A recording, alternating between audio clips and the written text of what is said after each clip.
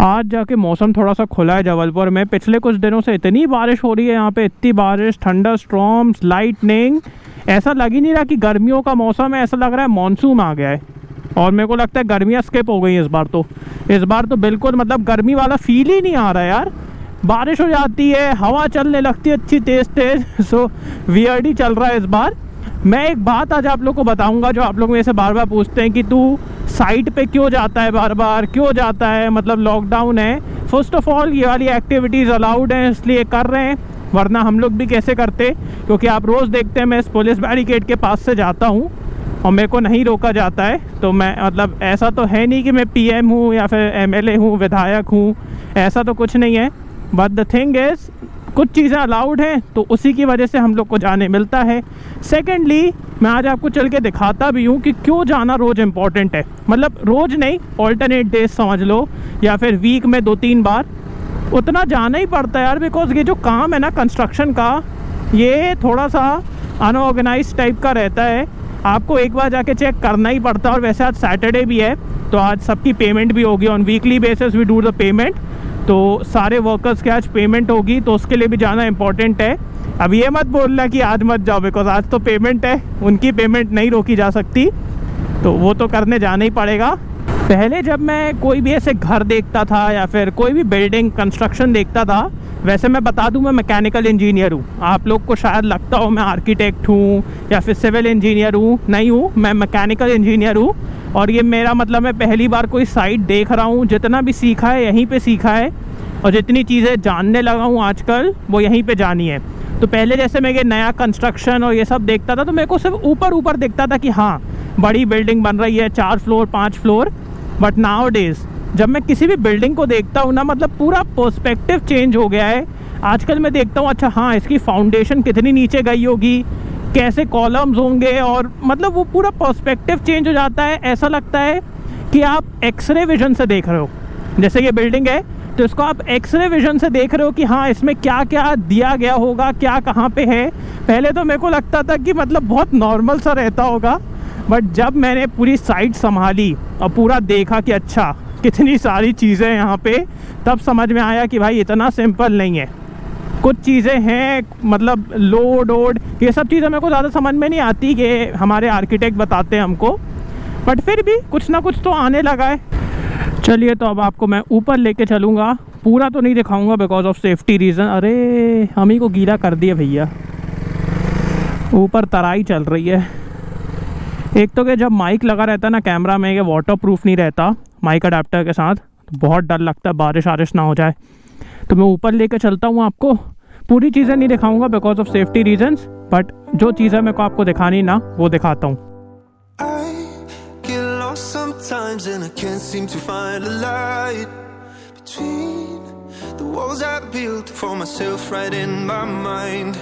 And then you came over and you showed me love that I never had seen before. So जब भी मैं site आता हूँ मैं सारी चीज़ें देखता हूँ, क्योंकि मेन आपको ये देखना रहता है कि डायमेंशन सही आ रहे हैं कि नहीं आ रहे हैं, उसके बाद लोहा सही बंधा है कि नहीं, तो ये सबसे बड़ी चीज़ रहती है। अब यहाँ पे देखो गलती इनकी, इसमें 4-25 के और 6-20 के बंधने थे, लेकिन इन लोग ने कितना बांधा है 4-25 ओके, लेकिन 20 जो 6 बंधने थे वो सिर्फ इनने 4 बांधे और यहाँ पे ये 16 का लोहा डाल दिया है। तो ये सब चीज़ें चेक करना पड़ता है, अदरवाइज़ अगर ये पूरा मतलब ढल जाता, इसके ऊपर पूरी कंक्रीटिंग हो जाती, तो फिर ये बर्बाद हो जाता और फिर स्ट्रक्चर स्ट्रॉन्ग नहीं रहता उतना। ऐसी एक और दिक्कत यहाँ पे ऊपर जो LBK1 बननी थी जो लिंटल बीम में, वो उनने बांधी नहीं, जो स्पेसिफिकेशन थी उसके हिसाब से वो नहीं बांधा, यहाँ पे नहीं बांधा।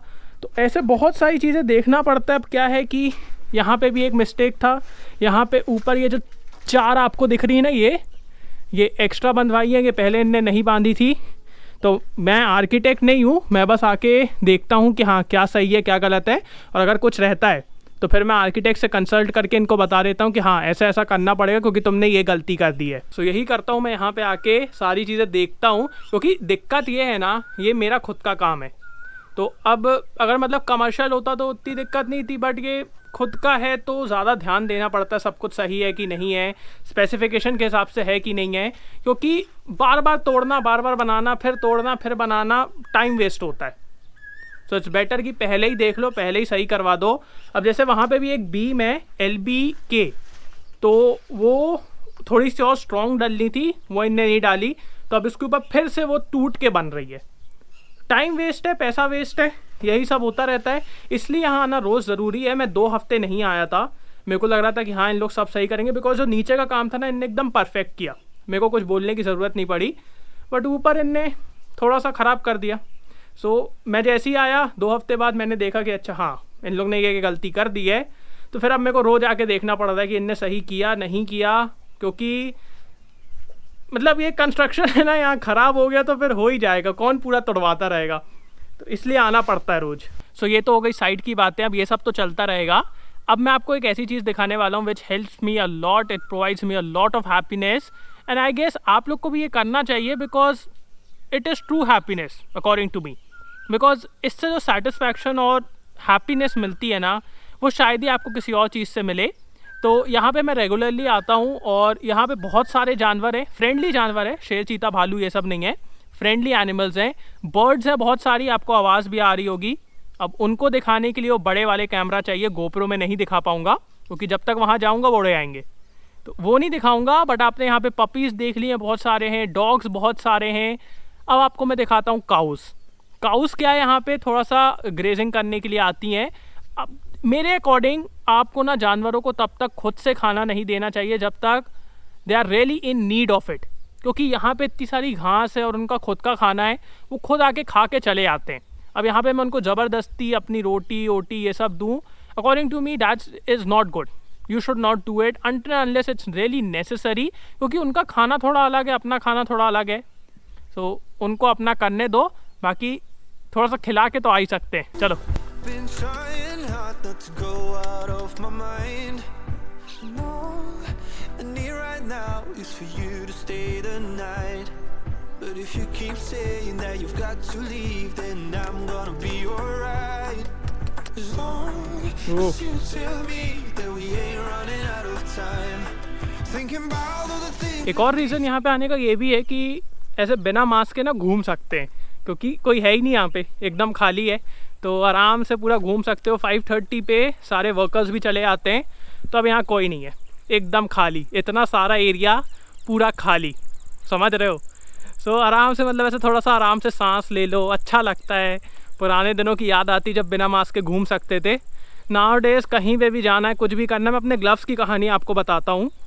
ग्लव्स मेरे मतलब आज देख ही रहे होगे बाइक में कहाँ पहन के आया हूँ, तो जैसे ही घर आया उस पर इतना सैनिटाइज़र मार देते हैं मम्मी लोग, मतलब पूरे टाइम उसमें सैनिटाइज़र मार देंगे, धो देंगे। मेरे को तो लगता है वो ग्लव्स ज़्यादा दिन बचेंगे नहीं, इतना उसके साथ अत्याचार हो चुका है। ये देख रहे हो, बस यहाँ पे यही अच्छी चीज़ है कि यार आराम से आप ऐसे घूम सकते हो, मज़े कर सकते हो। चलो अब चलते हैं यहाँ से, सनसेट भी होने वाला है, तो यहाँ से वापस अब घर चलेंगे, बिकॉज ज़्यादा लेट किया तो फिर पुलिस डंडा मारेगी। हाँ मारती है, क्योंकि फिर थोड़ी देर बाद वो ज़्यादा स्ट्रिक्ट हो जाते हैं। अभी क्या थोड़ा किराना के लिए और सब्ज़ी के लिए थोड़ा सा लीनियंट रहते हैं कि आप चले आओ, बाद में फिर बहुत स्ट्रिक्ट हो जाएंगे, फिर उनको सब बताना पड़ता है कि कहाँ गए थे, क्यों गए थे। तो चलो चले। सो अभी हम लोग के कॉन्ट्रैक्टर साहब भी आए थे, उनको मैंने सब बताया क्या क्या गलत था, अब वो सुधरवाएंगे।